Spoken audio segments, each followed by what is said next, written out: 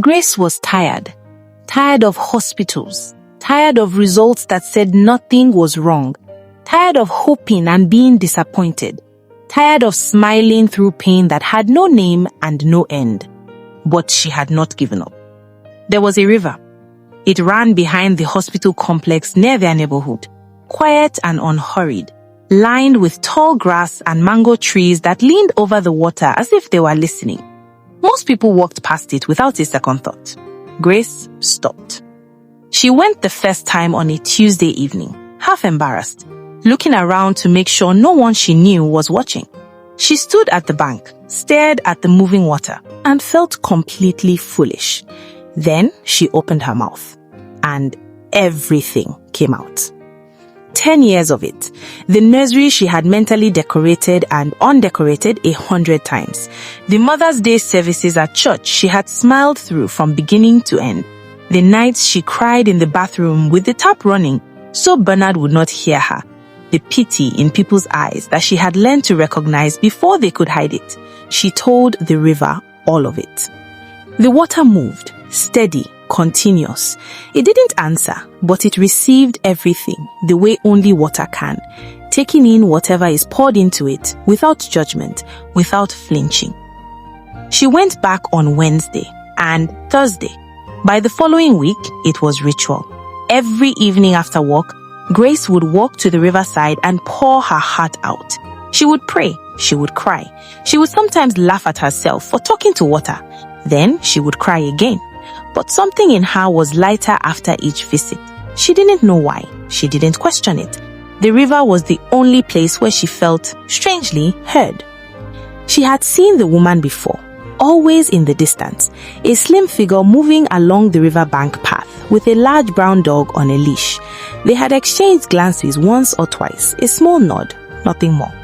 But on a Thursday evening in the dry season, when the sun was going down in shades of orange and the river had turned to gold, the woman stopped.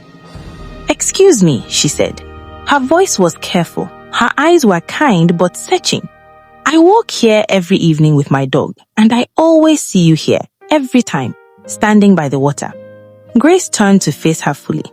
The woman was perhaps 60, her hair silver at the temples, her face carrying the particular dignity of someone who had lived through things and come out knowing more than she wished she did. "I come here to pray," Grace said simply, "and to think." The woman studied her for a moment. "May I ask, what do you pray about?" Perhaps it was the river. Perhaps it was 10 years of carrying something alone. Perhaps it was simply the way the woman's eyes held no judgment. Whatever the reason, Grace told her everything. The woman listened without interrupting, without shifting, without looking away. When Grace finished, the river filled the silence between them. Then the woman said, "You have no problem." Grace blinked. "I'm sorry?" Your body, there is nothing wrong with you." Her voice was not unkind, but it was certain, the certainty of someone who is not guessing. "The man you are living with, he does not want you to have his child." Grace laughed, a short, startled sound. "That is not possible. My husband has been with me through every test, every treatment. He has prayed with me. We have done IVF 4 times. "I know," the woman said quietly. "And each time, he was there." Her eyes did not waver. "Think about it." "If you want to know the truth," she said, her voice dropping lower now, "then on Friday, do not go home after work. Wait. Follow him when he leaves his office. Follow him to where he goes." Grace was silent. "He always comes home late on Fridays," she said slowly. "He says it's because of work." "I know," the woman said again. She reached down and stroked her dog's head gently.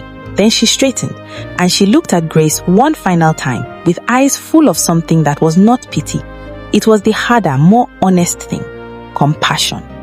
She said softly, "I'm sorry, but you deserve to know." Then she walked away into the fading light, until Grace could no longer see her. Grace stood alone at the river. The water kept moving, the way it always had, patient, steady, unbothered by the weight of what had just been said. But Grace was not the same woman she had been 10 minutes ago.